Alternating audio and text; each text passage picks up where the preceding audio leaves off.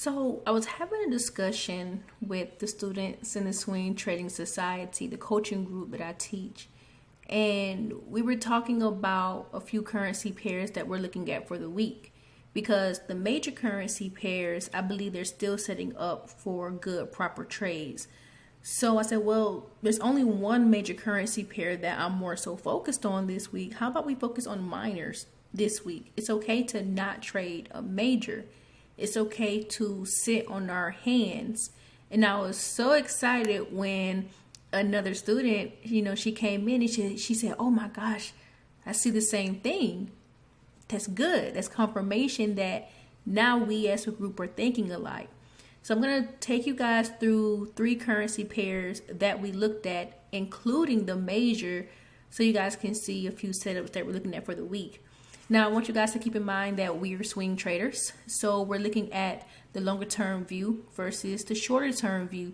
And some of these moves have already played out or actually are setting up to be good, proper trades. So we're going to go ahead and get into it. And by the way, you guys, my name is Shaquan, and I am your trading educator here at SLFX Trading. I've been teaching for 3 years, trading for 5+ years. And I like to help traders become better traders. That's what I love doing. So any way that I can simplify the market is what I love to do. So we're going to jump into the Australian dollar CAD for today. The Australian dollar CAD is a very consolidating pair. She likes to range, or she likes to trend very narrowly, meaning she has a tighter flow. Which I actually like in a currency pair because it can actually provide you more trading opportunities. And you're not going to sit in the trade as much. But when she consolidates, she can consolidate for some time. But we're here on the daily time frame. And for the most part, most of what we do is on the daily time frame. And one of the things that I want to ask you guys, if you looked at this chart really close, if I asked you, what is the trend, what will you say? Now, I would like you guys who are watching, and welcome trading besties, I would like you all to actually comment down in the comment section, what is her trend? Is she in a downtrend, an uptrend, or is she consolidating? Now, the important part to when I'm asking this question is to stay on the same time frame. We're on the daily. What do you see on the daily time frame? Okay.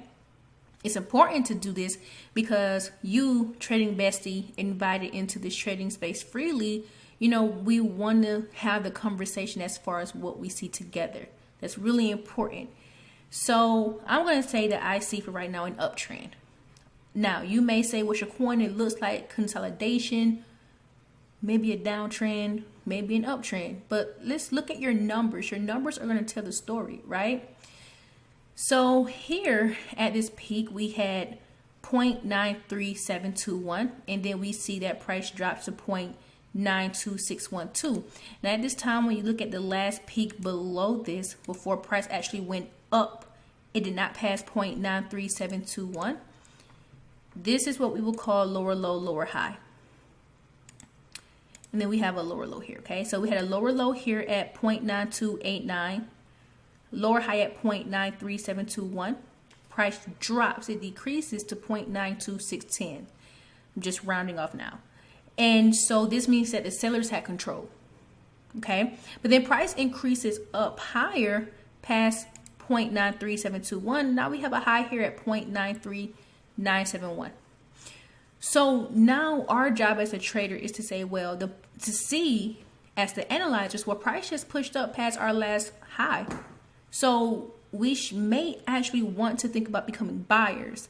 And if that's the case, we need price to stay above the last low here at 0.92612. We don't want to see price touch that number. We actually want to see it stay above the number, right? Because we want to buy.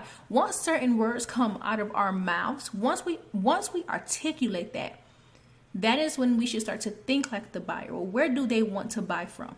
Where do I want to buy from if they decide to go here? And this is when we start to think about our take profits and our stop losses, right? Because these things are personal to us. So now in my mind, I'm thinking, well, we need bullish information in this area. Now, I will say, and this is something that we talked about in the Swing Trading Society, I will say that one of the best entries, if you did decide to trade back up to the upside, came the close of the candle on June 23rd, 2021, which was actually last week. Okay. If you're not in this position, then I would say you may still have an opportunity depending on how tomorrow's candle closes. But I'm looking for, like, if price continues up, then a short-term target will be back to 0.93971. And even furthermore, if we use the fib, we can actually extend that target back up to 0.94342. Okay. Just depends on you. So tomorrow I want to see if we're going to close bullish. If we close bullish, I may partake. Okay. And I actually may keep my higher target back up to 0.94342 because there's more that's going on this currency pair besides the daily. But this is more of an active position, right? And this is what we have to do. We have to put ourselves into the position of being the buyer or the seller, announcing or telling ourselves where we decide or deem necessary to take our next position as far as the buyer or the seller, and then placing our targets as far as our take profits and stop losses are more personal. Now I get asked, well, Shaquan, can't you just take the trade in real time and record it? The short-term answer is no, because here's the thing. My trading window is very small, less than 5 to 10 minutes, actually less than 15 minutes to be more exact. I give myself time to analyze my price charts on Sunday, and then I give my time a 5 to 10 minute window to actually place the trade, right? And then after that, I'm pretty much done. An entry is always personal. You may enter on the 4-hour time frame. You may enter on the 1-hour time frame. I'm entering on the daily time frame when the candle closes, right? Per what I see necessary. Entries are always personal because there's no explanation for why you took your entry as far as that's what I saw. It fits my rules. I'm in the trade. And to become an independent trader, once you put those things together, you're pretty much golden. It's your format. It's your layout. And if you don't have that layout, then hey, follow me here on YouTube. Follow me here on also Instagram, because I talk about those things. How you can find that, how you can create that, or how I can give you that, right? But it's something that's still personal that you have to learn in your own language. So with that being said, you guys, tomorrow, Tuesday, I'm hosting a free class, a free support and resistance class. Now, even though I do not trade support and resistance, I'm very well versed in it. So I'm going to host a free class over how you can become a better support and resistance trader if that is something that you are struggling with. There's not going to be a replay, so make sure you click the link down below to sign up. Okay, we'll start tomorrow at 11:15 a.m. Eastern Standard Time, and we'll be together for about an hour. Okay, so let's go to the next currency pair. The next pair that we're going to be looking at is going to be Euro Swiss. Now, what do you guys see on this chart? Like, just that quick, we have to go into it. What do you see on this chart? Is it consolidating? Is it an uptrend? Is it a downtrend? And as you are answering that question, let's talk about the characteristics or the personality of the pair. This pair consolidates. This pair does not move fast. This pair moves very slow. And when I say it moves slow, what I mean is if you think about a next cent point, $1.11, $1.10, $1.09, $1.08, that's 100 pips in between each cent, or to get to the next cent point that we see on our price scale. This pair can honestly move 100 pips in a month. That's slow. Okay, and that lets you know that if you do enter a trade on a pair like this, it's going to take some time for it to hit your take profit. So if you don't like a really slow moving currency pair, if you do not like a slow money maker, this is not the pair for you. Okay, just want to put that out there. Now, with that being said, I see a downtrend on this pair. Once again, just going based on numbers. Notice how my chart is kept clean, is kept simple. And even if I took my moving averages off my price chart, I'm still going to see the same information. An indicator should not move you to think differently about what price is doing. Price is telling you the story. Any indicator or any type of structure that you use does not beat the naked flow of the chart. That is naked price action trading. Okay, so let's look at our numbers once again. We had a low here at $1.927. We had another high peak, which is a lower high at 1.10284, and then price decrease. 1.08 is lower than 1.09. So that lets us know the sellers have control. That's it. As long as price stays below 1.10284, the sellers have control. It doesn't matter if price pull back. This is a pullback against the downtrend, the natural flow of price. This is called a retracement, or AKA the correction. but we really do know this as a pullback. So with that being said, now I say, well, since, we have the sellers who are in control, I want to sell. And where do I want to sell from? This is when you choose your personal type of structure that you're trading to say, I'm going to plot it here. If price comes here, I'm going to become the seller. Price is at my personal, I call my estimation zones. Because I've estimated that this is where price will stop so I can become the seller. And if it stays below, then I take my sell. That's it. So if price can stay below my estimation zone, and Friday we closed as a very beautiful bearish candle, I want to see if we get some follow through this week, then I will sell back down to, I'm going to actually spruce this up a little bit. We're going to sell back to the $0.087 point. Okay, that's it. Y'all see how simple and quick this analysis was. Like I just explained this in a few minutes. 1, 2, 3 process. 1, 2, 3 process. 1, 2, 3 process. And then I'm asking myself questions as I go. Where don't I want to see price go? Where do I want to see price go? Who has the control? Once you begin to ask yourself important questions, and this is how your technique is, it flows with your technique. Once you begin to ask yourself questions and you answer it, you're forming the ideal that if this continues to happen, then I can do this, right? It's a give and take relationship here. So downtrend, take profit back down to 1.087. And then we're going to go over USDJPY. This is a really cool conversation that the society and I had today. Earlier today. I would even say yesterday because it's 1:25 a.m. as I'm recording this. I'm never up this late doing analysis or a video. I'm never up this late. Yeah. So I taught them how to do pending orders today, right? Buy limit orders. The reason why that's important is because sometimes you may not have time to be at your price chart. So how does it look when you set a pending order? That was the topic here. I'm not going to get into the topic because that is exclusive content for this society with how we enter and exit the trades or how we set the orders per our technique.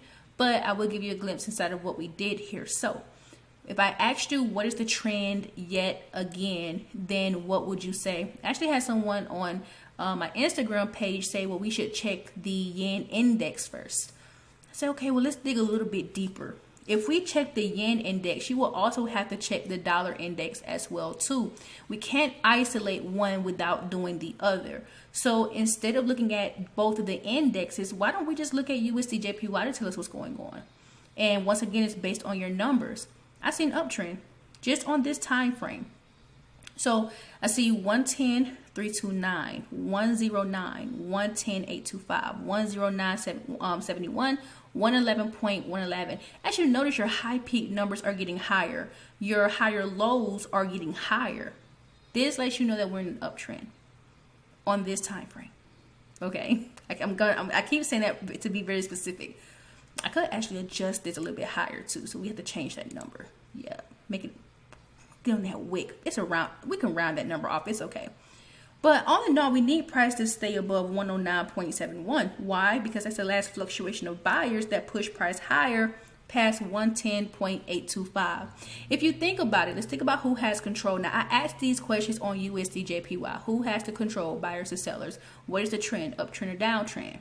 What is the name of the pair? Who's the base? Who's the quote? So we have USDJPY. This is USD. It's the base. They're the first currency within the name.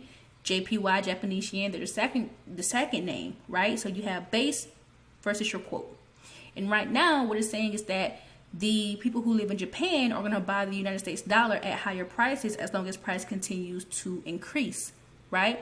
So at this current moment where price is, it's going to cost anyone who buys one United States dollar right now 110.63 cent yen. Okay, and as you can see, they keep buying it higher and higher and higher. Is that a good thing or a bad thing? If I lived in Japan and had to buy $1, that's actually not really good for my pockets. I keep buying it higher, right? And this is what we're trading. We're trading this information, okay? Not a pimp. We're actually trading money. We're trading the actual currency, right? And so we have to think like the consumer, think like the trader, investor, Okay, so with that being said, if price can stay above 109.71, I want to become the buyer, and I have my estimation zone to say this is where I want to take my buy. So if price comes down into my zone, I will be the buyer, and I will buy back up to 111.112. Now, if it doesn't touch my zone, I'm not going to take the trade. Now, notice what I just said. If it does not touch my zone, I will not take the trade. I'm not looking for price to touch this number. If it touches this number, my bias changes. I'm no longer the buyer. I'm going to become the seller. If it touches that number, it goes below. I don't have a trade if it does not come back to my zone. Everything you plot on your chart is a highlighter to say this is where I enter, this is where I want to exit. That's it. You're giving it life. You're giving it a name, right? Whether it's support and resistance or whether it's a trend line, an advanced pattern, you need price to touch that specific thing in order to consider your trade valid. And if it does not touch that specific thing, it is not valid. And if you keep your rules sweet, short, and simple that way, you won't confuse yourself as much. You won't plot as many things as well, depending on your trading style. Now, the lower in time frames you trade, yeah, you're going to have a lot of things plotted, right? Because you're trading shorter distances. The higher in time frames you go, you don't have as many things on your chart because you're not looking at as much. And this is all about your niche within this market. Are you that day trader, that scalper, that swing trader, that position trader? Like, what are you? When you find that out, when you figure that out, when you start to flow that way, things become more simple. Okay? So that's it. We're done. Y'all, 16 minutes and 40 something seconds. The analysis is done. 3 pairs. Now, this is me by myself, just not talking the extra talk. I would have been done by now. But how quickly can you analyze these charts? Or what are you being confused on your own price charts? Or what is your struggle area? I'd like to know that, so leave it in the comment below. Now, if you say, Shaquan, I like how you just broke that down. I would love to do that as well. I would love to work with you to see how you do this. Well, let's make it happen. Click the link in my bio. Let's set up a discovery call. Let's see how we can work together. Okay? So, I pray that you guys have a safe trading week. I pray this video helped you.